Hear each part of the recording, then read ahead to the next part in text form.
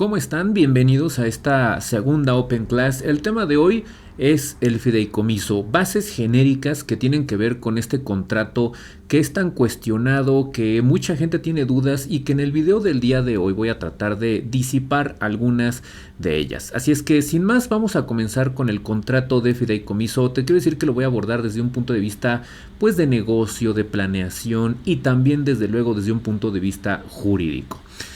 Lo primero que hay que decir es que el fideicomiso pues es una operación compleja, no imposible, sin embargo sí es una operación que ofrece diversas reflexiones y que es muy importante considerar para cuando nosotros queremos echar a andar uno o bien ya tenemos uno echado a andar como asesores o en tu vida personal y profesional o empresarial inclusive. Suscríbete al canal, dale like de una vez y vea los capítulos que te voy a dejar aquí abajo en la caja de descripción.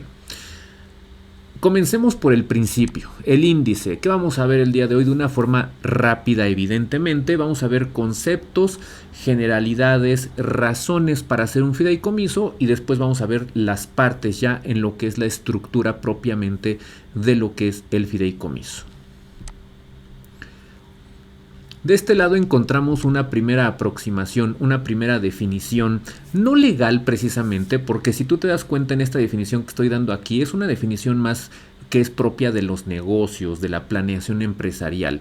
Fíjate cómo dice, es un contrato, definitivamente, no puede ser otra cosa, no es de generación espontánea, no es un acto de autoridad, ya que no estamos hablando de fideicomisos públicos, ese es un universo paralelo que forma parte de la administración pública descentralizada del Poder Ejecutivo Federal o local.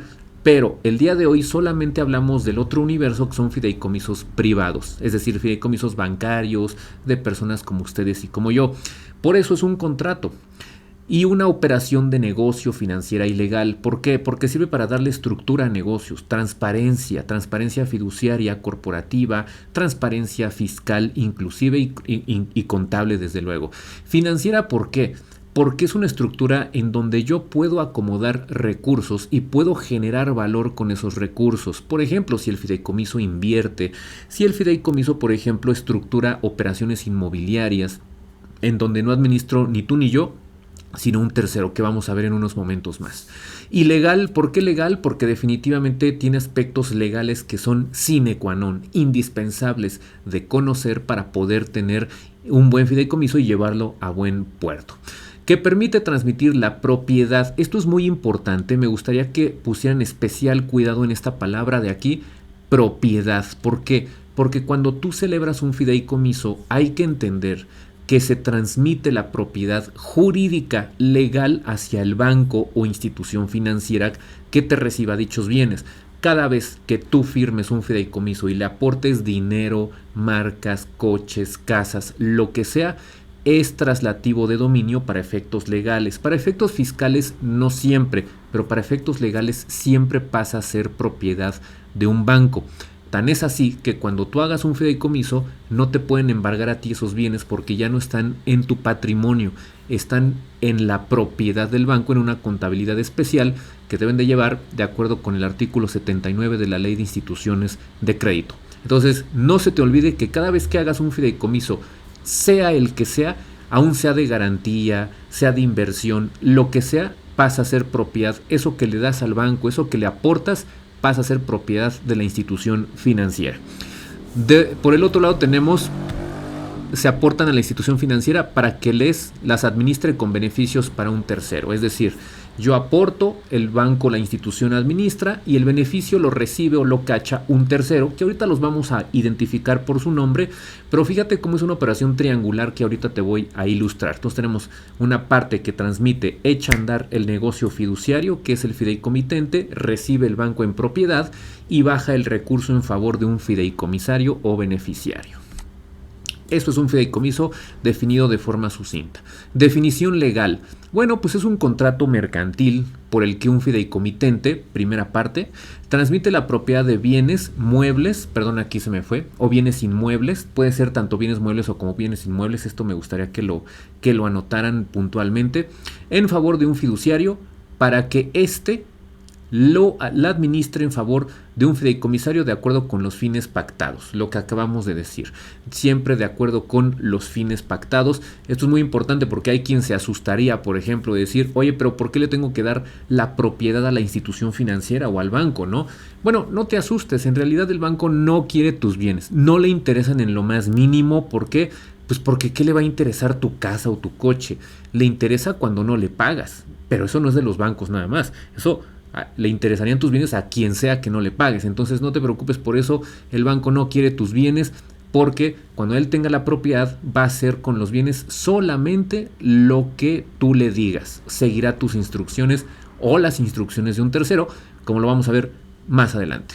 Es más, voy a corregir esta parte porque no me gustaría que alguno de mis suscriptores se fuera con la finta y se fuera con el error aquí. Lo vamos a dejar únicamente aquí con bienes en favor de y esta persona. Entonces así está. Ahora sí, transmite la propiedad de bienes en favor de un fiduciario para que éste la transmita. Entonces ahí está, para que éste los transmita, ¿no? Los administre, perdón. Ahora bien, siempre debe de haber un fin determinado que, si bien es modificable, debe ser respetado de forma estricta por el administrador de los bienes, que es la institución fiduciaria o la institución financiera. Es lo mismo para estos efectos. Entonces siempre recuerda que, habiendo fideicomitente, fiduciario y fideicomisario, siempre debe de haber un fin, el que tú quieras, mientras sea lícito y posible. Acuérdate que ya vimos eso en los contratos en el video pasado.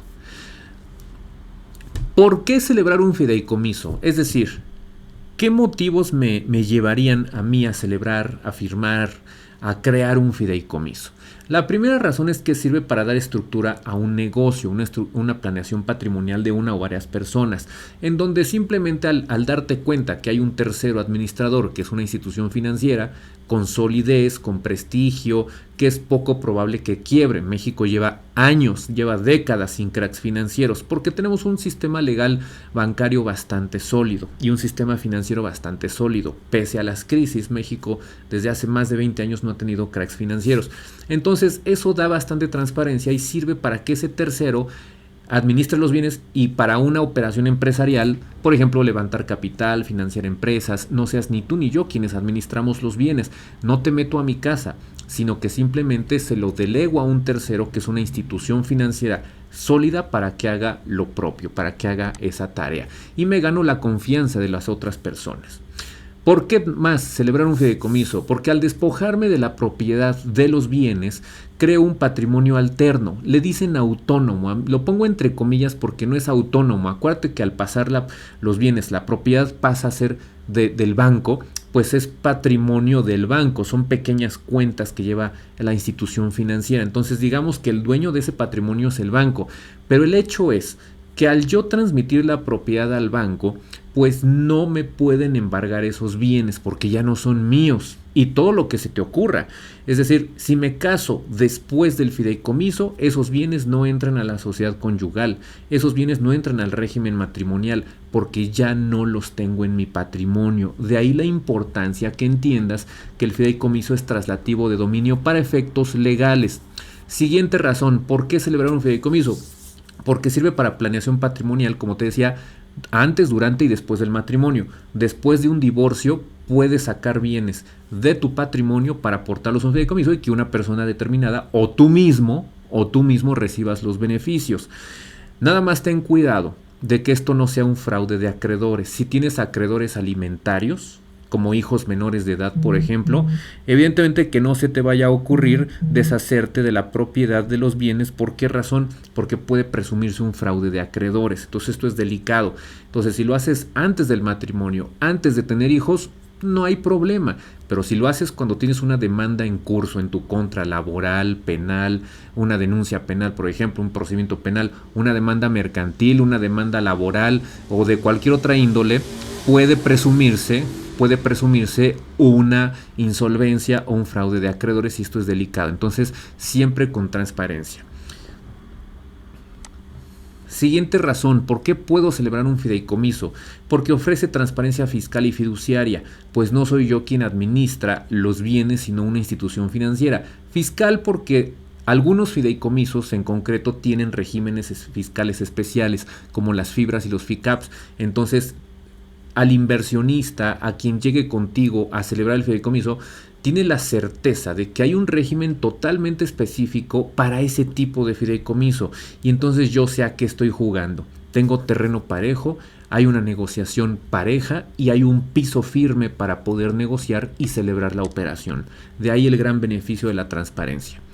¿Por qué otra razón? Bueno, porque son ideales para financiar empresas no listadas en bolsa, como FICAPs, por ejemplo. FICAP significa Fideicomiso de Inversión en Capital Privado en Capital de Riesgo, para financiar empresas que no cotizan en bolsa, empresas privadas no listadas en bolsa de valores. Los FICAP son fideicomisos concretos regulados en el artículo 192 y 193 de la Ley del Impuesto sobre la Renta, en donde el 192 te dice cómo opera jurídicamente el FICAP. Y el 193 te dice su régimen fiscal, por eso se dice que tiene transparencia fiscal y transparencia fiduciaria. Y esto significa que el fideicomiso canaliza recursos a empresas que no cotizan en bolsa, o sea, las financia, es un mecanismo de financiamiento del FICAP con esa gran transparencia que ofrece que el banco esté administrando los recursos que entran al fideicomiso y que a su vez pueden ser inyectadas a empresas que no cotizan en bolsa. Se dice que son empresas con alto potencial de crecimiento para ser susceptibles de formar parte o participar en un FICAP, como fideicomisarias, o mejor dicho, como empresas financiadas externas del fideicomiso. Siguiente razón, ¿por qué me conviene o por qué haría un fideicomiso?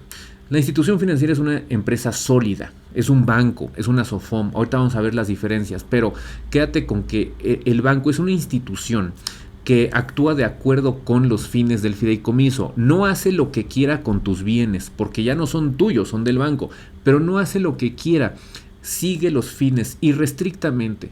Sigue los fines de forma ortodoxa para no caer en responsabilidad o incurrir en responsabilidad fiduciaria, que es responsabilidad final, civil al final del día. Entonces, los fines están en el contrato, tú los pactas, tú los decides, pero la fiduciaria debe de respetarlos a la hora de que opere el fideicomiso con la propiedad de tus bienes. Entonces, el fiduciario va a seguir las instrucciones de quien yo diga. Puede ser yo mismo, que yo gire instrucciones al fiduciario para los bienes, o que sea el fideicomisario, los fideicomisarios, o que sea un comité, como ahorita vamos a ver.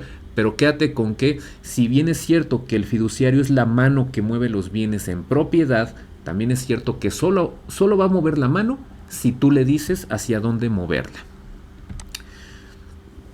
Siguiente razón, porque puedo jugar con los efectos fiscales, y con jugar no me refiero a evasión fiscal, me refiero a aprovechar los beneficios fiscales y las vicisitudes, las particularidades fiscales que ofrece para el fideicomiso la propia ley. Por ejemplo, con la enajenación. Acuérdate que yo te dije que para efectos legales el fideicomiso siempre es traslativo de dominio, pero para efectos fiscales no siempre. Para efectos fiscales solamente hay enajenación cuando no hay derechos de reversión, o sea, fideicomisos sin derechos de reversión. ¿Qué significa? No es complicado. ¿Te acuerdas que yo te dije que el fideicomitente transmite la propiedad de sus bienes en favor del banco y caen al patrimonio fideicomitido, propiedad del banco? Bueno, pero te los puede devolver, te los puede revertir. Cuando decimos que un fideicomiso no tiene derechos de reversión, significa que ya nunca voy a recuperar esos bienes. Hablaremos entonces de un fideicomiso sin derechos de reversión. Cuando eso ocurra y cuando tú como fideicomitente no seas fideicomisario a la vez, entonces Hacienda dice: para mí enajenaste, y se causan impuestos de enajenación, los que se causen. Pero si tú eres fideicomisario o tienes derechos de readquirir los bienes, Hacienda dice: para mí no estás enajenando, y entonces no se causan impuestos por enajenación. ¿Por qué? Porque sigues en casa. Porque puedes revertirte la propiedad por parte del banco hacia ti, o bien porque sigues cachando beneficios. Entonces Hacienda dice: para mí no estás enajenando en realidad, pero para el universo legal siempre vas a ver, siempre enajenaste. Siempre. Tan es así que si te demandan, bajo el supuesto que sea, no te podrán embargar dichos bienes porque están en la propiedad jurídica del banco.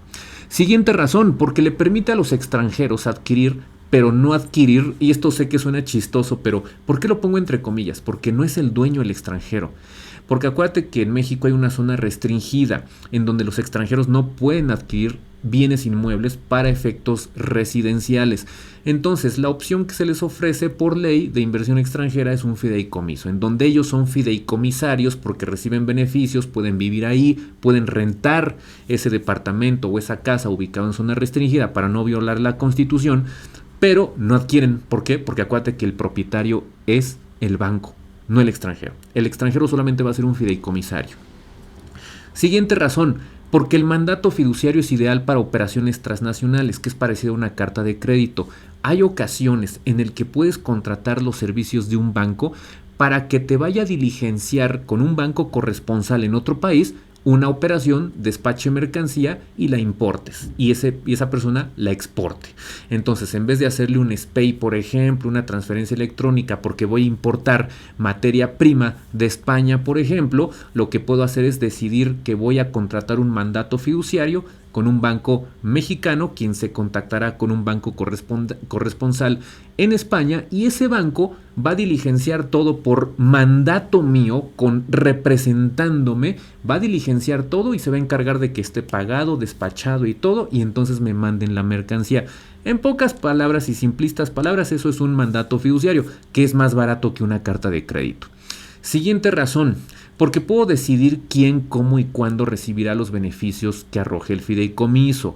Es decir, yo designo como beneficiarios o como fideicomisarios a quien yo quiera, incluido yo mismo. Por lo tanto, yo puedo decidir libremente quién puede ser un fideicomisario. Puede ser un fideicomisario un mayor de edad, una empresa, varias personas. Puede ser fideicomisario inclusive otro fideicomiso. Puede ser fideicomisario inclusive el no nacido. Si tu esposa, por ejemplo, tú estás embarazada y todavía no nace tu hijo, ese hijo que está por nacer puedes designarlo desde ahorita como fideicomisario, sujeto a condición de que nazca vivo y viable. Siguiente elemento que hay que tomar en cuenta. ¿Cómo llegaremos a un fideicomiso? Te preguntarías tú. ¿Cómo se llega a este tema del fideicomiso? Negociando, señores, no hay otra. Negociando la transparencia fiduciaria que ofrece el tercero, que es el banco, la institución financiera, administre un patrimonio distinto al de las partes. Cuando tú le ofreces esto a un extranjero, a un estadounidense, un británico sobre todo, porque este fideicomiso que tenemos en México, esta figura tiene herencia del derecho anglosajón. Entonces te quiero decir que los extranjeros, sobre todo los anglosajones, están muy acostumbrados al fideicomiso. Ellos le dicen trust. Entonces, cuando tú le dices vamos a hacer un trust, por ejemplo, un escrow trust, ellos están muy acostumbrados y les gusta mucho porque no eres ni tú ni yo quienes administramos los bienes, sino que va a ser un tercero encargado. Por eso, y negociamos las cláusulas evidentemente, ¿no? Ahora, ¿dónde se regula el fideicomiso? Esto es una pregunta importante e interesante. Aquí lo tenemos. Ley General de Títulos y Operaciones de Crédito, Ley de Instituciones de Crédito, Circular 1/2005 del Banco de México, Ley General de Organizaciones y Actividades Auxiliares del Crédito, disposiciones de carácter general de muchos tipos, porque hasta la Ley del Mercado de Valores lo regula de cierta forma en sus certificados que emiten los fideicomisos, y luego entonces las disposiciones aplicables a las emisoras del mercado de valores y otros participantes, pues también le aplicará de alguna forma cierto tipo de fideicomisos, como con los CKDs, por ejemplo, con los TRACs, por ejemplo, en fin. Y desde luego que también la famosa Circular Única de Bancos, que es la disposiciones de carácter general aplicables a las instituciones de crédito. Desde luego que de forma, digamos, indirecta y secundaria regulan a los fideicomisos de cierta forma y el comportamiento bancario. Entonces, hay muchas disposiciones de carácter secundario que son disposiciones de carácter general que regulan al fideicomiso, incluidas las normas PLD en materia de prevención de lavado de dinero, donde hay que identificar a los fideicomitentes. Y disposiciones financieras, ¿no? En general. Pero eso es lo más importante que tienes que saber. ¿Quiénes son los fideicomitentes? Vamos a ver puntualmente. Son los que transmiten la propiedad de los bienes, como ya dijimos, es el que echa a andar la chispa, echa a andar el motor del fideicomiso. ¿Qué pueden transmitir? Cosas como casas, autos, oficinas, locales, derechos, marcas, acciones de una empresa, por ejemplo, para controlar una empresa, desde luego que también se pueden aportar a un fideicomiso. ¿Quién puede ser fiduciario? Bueno, aquí está, pero acuérdate que es el que recibe la propiedad. Y siendo así, pueden ser fiduciarios los bancos, las OFOMES, Pueden ser fiduciarios las casas de bolsa, las OFIPO nivel 3 y 4, almacenes generales de depósito, afianzadoras, aseguradoras, operadoras de fondos de inversión, entre otros. ¿Cuál es la regla que debes de entender tú de una forma correcta? Que los bancos son los únicos que pueden operar todo tipo de fideicomisos. Los demás solamente pueden operar fideicomisos de garantía, a excepción de las casas de bolsa, que también pueden operar fibras o fideicomisos de inversión en bienes raíces. Fideicomisarios o beneficiarios, si se te hace más fácil entenderlo, son los que reciben el pase, son los que reciben el beneficio.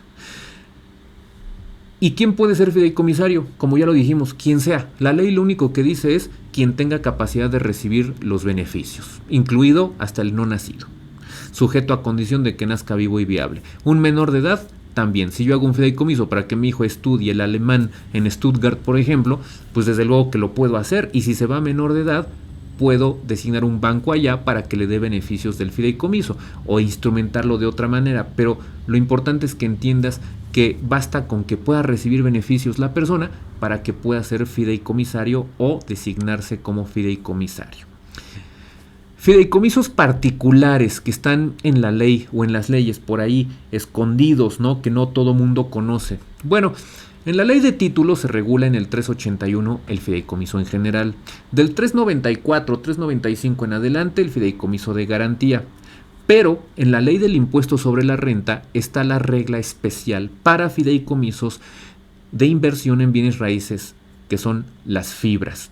Son fideicomisos regulados en el artículo 187 de la ley de renta y 188, que son fideicomisos que solamente se pueden dedicar a construir o adquirir bienes inmuebles y destinarlos al arrendamiento. Cotizan en bolsa y tienen un régimen fiscal específico. Prácticamente no tributan ISR las fibras.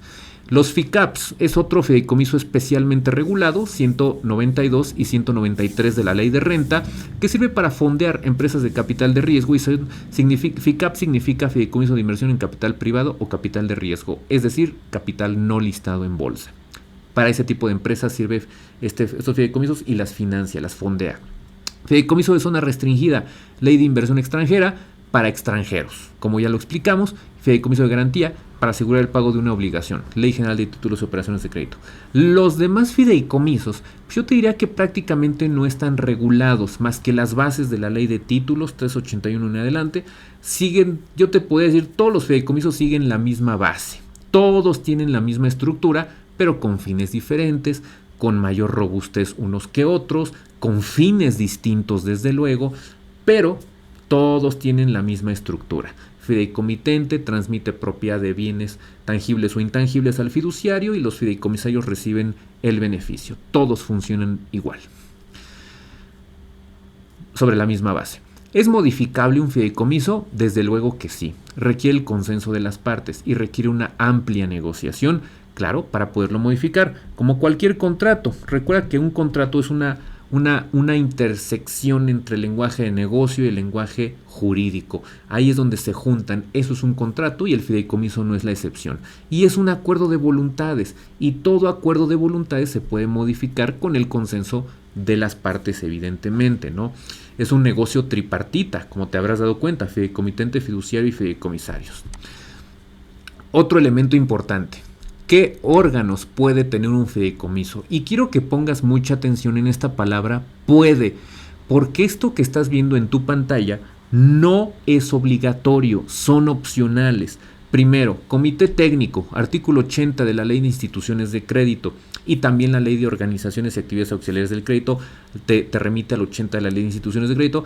Pueden tener comités técnicos. ¿Qué es un comité técnico? Haz de cuenta que es lo que el Consejo de Administración hace en una empresa, el comité técnico lo hace en un fideicomiso.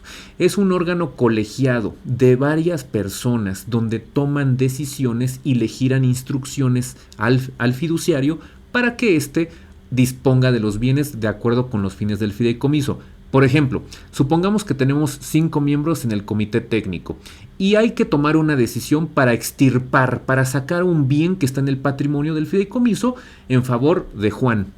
Entonces el comité técnico sesiona, aprueba por unanimidad la resolución, celebra una asamblea, elabora una minuta o una asamblea de comité técnico, como si fuera asamblea o sesión de consejo, mejor dicho, gira una carta de instrucción al banco, el banco la lee, la coteja, ve que esté de acuerdo con los fines del fideicomiso y entonces celebra la operación con el respaldo documental que le giró el comité técnico y entonces hace la operación con Juan y le vende a Juan el inmueble que está dentro del fideicomiso. Eso es un ejemplo de cómo se extirpa ese tipo de bienes o ese pedazo del fideicomiso. Esto técnicamente se podría eventualmente llamar, si es compraventa en ejecución de fideicomiso y extinción parcial del mismo. ¿Por qué extinción parcial?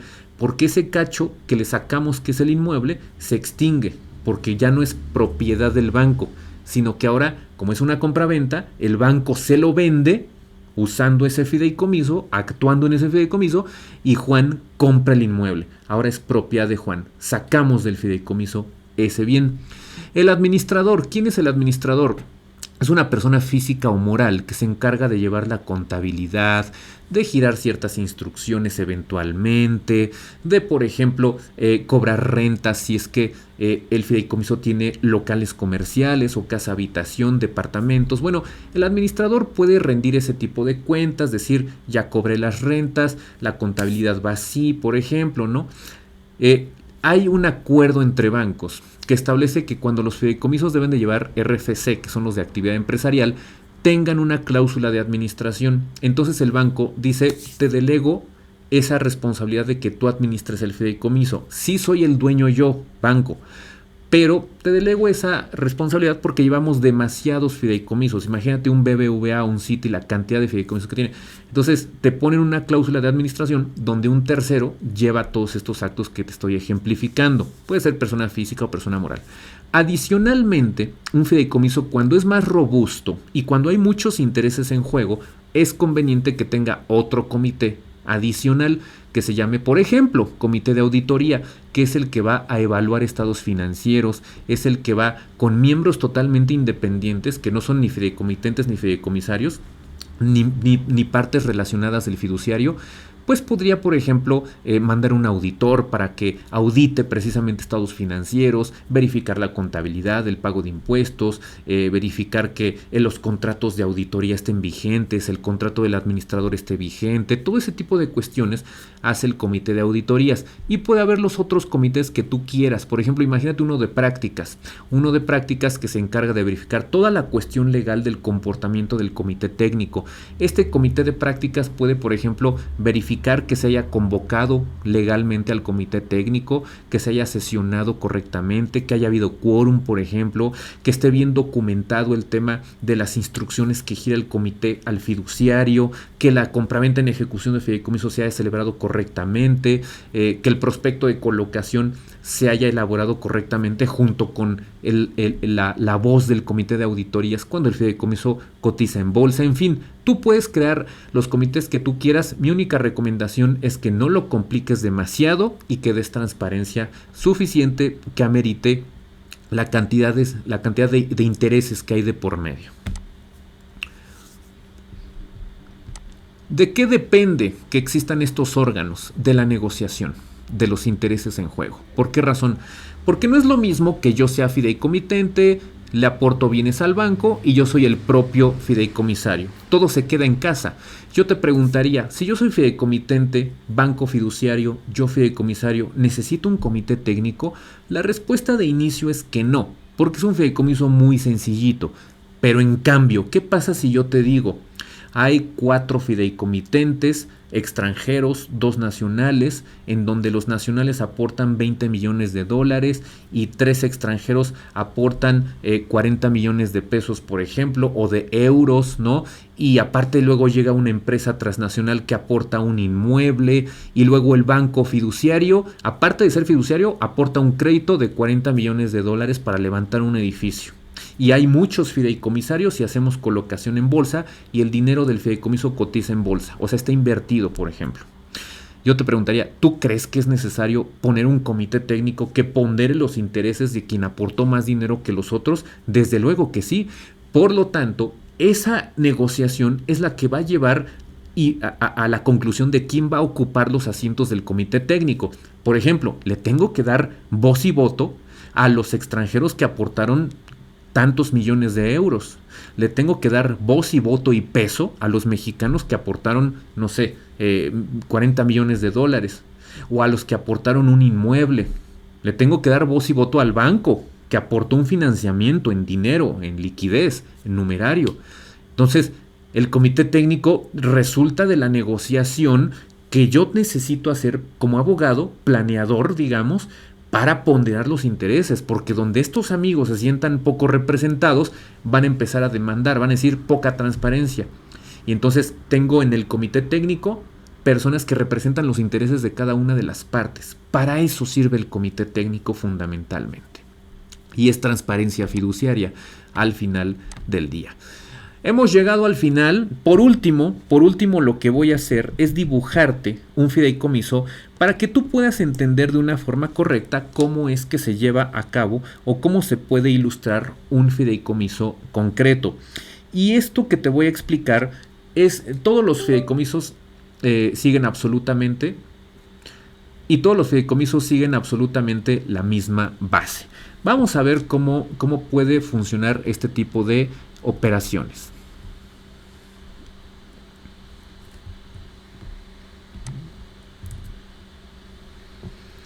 Vamos a ver, todo fideicomiso opera de la siguiente forma, ahora ya de forma ilustrativa. El fideicomiso siempre lo vas a ubicar tú como un triángulo. Un triángulo vamos a dibujarlo de esta manera. Del lado izquierdo siempre tenemos un fideicomitente. Del lado arriba del triángulo tenemos al fiduciario y del lado derecho tenemos al fideicomisario. Si tú ubicas, siempre que tú oigas de un fideicomiso, siempre lo que tienes que hacer es dibujar este triángulo en tu mente y ubicar del lado izquierdo al fideicomitente, fideicomisario, y de este lado al fiduciario. ¿Qué hace el fideicomitente? Aporta bienes al fiduciario en propiedad. Entonces lo que tú aportes, por ejemplo, imaginemos una casa, pues esa casa está en propiedad, está en el patrimonio. Este triángulo es una bolsa donde guardamos todos esos bienes. Y el fiduciario los administra en favor del fideicomisario. Ahora, ¿el fideicomitente a su vez puede ser fideicomisario? Claro que sí. Puede ser esta persona de aquí, puede ser la misma de aquí, o pueden ser terceras personas distintas completamente. Otro supuesto podría ser eventualmente que el fiduciario sea a su vez fideicomisario. Imagínate que, por ejemplo, el banco fiduciario aportó una cantidad de dinero y resulta que el banco dice, bueno, soy fiduciario, pero también te presté dinero en esta operación fiduciaria. Entonces quiero ser fideicomisario en primer lugar. ¿Por qué razón? Pues porque me debes dinero. Entonces yo debo de recibir los beneficios y tal vez tú seas en segundo lugar.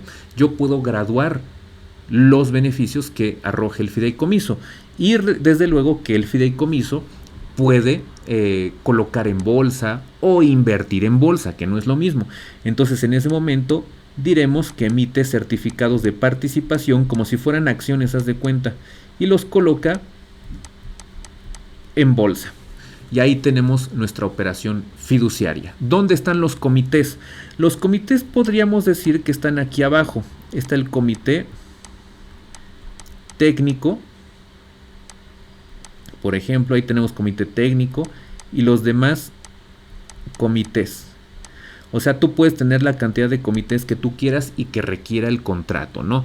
Perdón por la letra, pero estoy dibujando en mi celular, entonces es un poquito complicado. Pero los comités, digamos que están aquí abajo, conformados quizá por las partes, pero también pueden ser por miembros independientes. Es decir, que un miembro que no forma parte del contrato de fideicomiso, es decir, que no es fideicomitente, ni fideicomisario, ni fiduciario, dice, yo voy a formar parte de ese comité. ¿Por qué? Porque requieren que una persona sin intereses tome decisiones en este fideicomiso. Y si tú te das cuenta, todo fideicomiso opera igual. No hay excepciones. Todo fideicomiso opera con fideicomitente, opera con fideicomisarios y opera con fiduciarios. Cuando tú firmas un fideicomiso, puedes tener fideicomitente y fiduciario y después designar fideicomisarios. Con eso existe el fideicomiso. Hasta con 1,000 pesos, 1 peso puedes crear un fideicomiso. O al revés, desde el principio designar varios fideicomisarios y hacer aportaciones millonarias al fideicomiso. Espero que todo esto te haya funcionado, espero que sea de tu utilidad. Reitero mi agradecimiento por haberme seguido en este video y bueno, pues ha sido todo por hoy. Esto es el fideicomiso a grandes rasgos. Desde luego que se pueden tratar más temas relativos y que tienen que ver con el fideicomiso, pero yo creo que con la plática de hoy estás del otro lado. Si tú no entendías lo que era el fideicomiso, a partir de hoy te puedo asegurar que lo vas a entender mucho mejor. Así es que bueno, esto es todo por hoy y nos vemos en una nueva transmisión.